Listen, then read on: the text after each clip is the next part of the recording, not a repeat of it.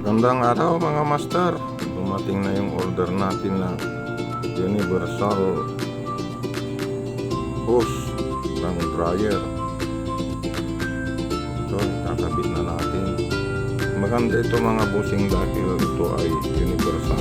Pwedeng putol-putulan sa dulo kung ma-lit yung tubo. Ayan, mating na mga busing. So ayan, kinakit ko na. Dahil nakakita na tayo. Dahil short ang gagawin natin. So ayan, nakakabit na mga busing.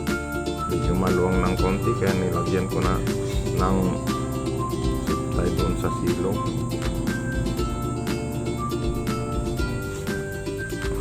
Napakita ko ng konti kung paano ko nilagyan ng zip tie. Medyo matagal tayo dyan mga busing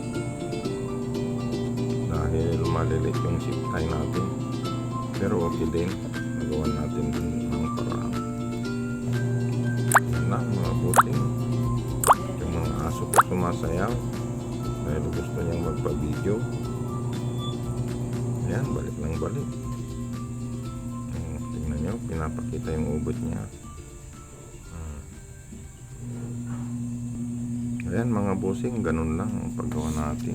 So ayan, malapit na tayong matapos.